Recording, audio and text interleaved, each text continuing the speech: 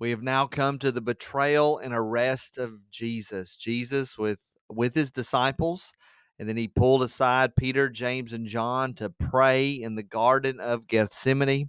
He has encouraged them to keep praying, to pray for him in his hour of need. They fell asleep while he was praying, and now Judas is going to come betray him into the hands of sinful men, into the hands of the Romans, into the hands of the guards of the Jewish temple. So while he was still speaking, while Judas was saying, "Get up, for behold, my betrayer is at hand," Judas came, one of the 12, and with him a great crowd with swords and clubs from the chief priests and the elders of the people. One of the 12. He was one of the 12 that was following after Jesus. It appeared he was, but in reality he was not. And he comes with him, or coming with him, is a great crowd, and they are armed, swords and clubs, and they are coming with authority. They are armed to the teeth, but then they are also coming with authority. Now, the betrayer, Judas now has a new name, the betrayer, had given them a sign. He said, "The one I will kiss is the man, seize him."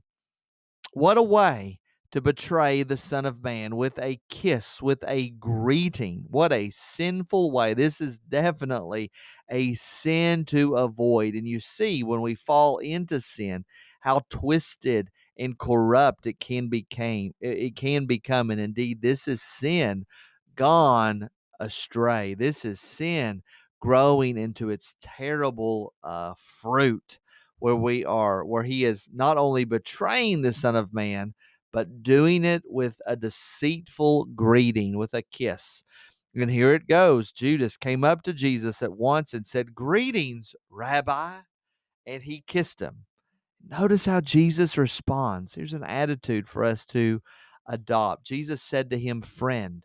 Jesus calls those people that are against him friend. Jesus desires that all will come to repentance. Jesus wants Judas to come into his loving arms. Jesus wants Judas to be inside. This is a desire that he has. That was the desire he had for Jerusalem, as we saw at the end of Matthew chapter 23. Jesus called Judas friend. He said, "Friend, do what you came to do." Then they came up and they laid hands on Jesus and seized him. And behold, one of those who were with Jesus stretched out his hand, drew his sword, and struck the servant of the high priest and cut off his ear. We know from other gospel accounts that this was Peter. This crowd that was armed to the teeth with swords and clubs.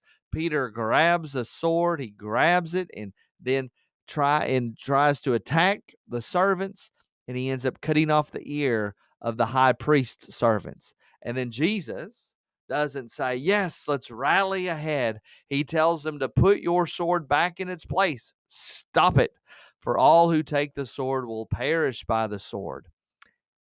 Do you not think that I can appeal to my Father, and he will at once send me more than 12 legions of angels? Jesus is saying, I'm capable of taking care of myself. You have seen me all this time. Surely you know that I'm the Son of God. And if I am the Son of God, if I am this great Messiah sent from God, then I can ask my Father, and he can send me 12 legions of angels to protect me. So it's an attitude for us to adopt. Jesus has all the power in his hand. The Father has all the power in his hand to do whatever he wants. And this right here is showing us that Jesus intended to go to the cross. This was his desire. This was the way he saves mankind. Verse 54, but then how should the scriptures be fulfilled? That it must be so. This is what we got to do. At that hour, Jesus said to the crowds, "Have you come out as against a robber with swords and clubs? Am I some sort of criminal to capture me? Day after day I sat in the temple teaching, and you did not seize me. But all this has taken place that the scriptures of the prophets might be fulfilled." And then another way that the scriptures were fulfilled is the disciples ran away. They fled. Then all the disciples left him and fled and ran away. I pray that that has been a blessing to you. And I'll see you in the next video.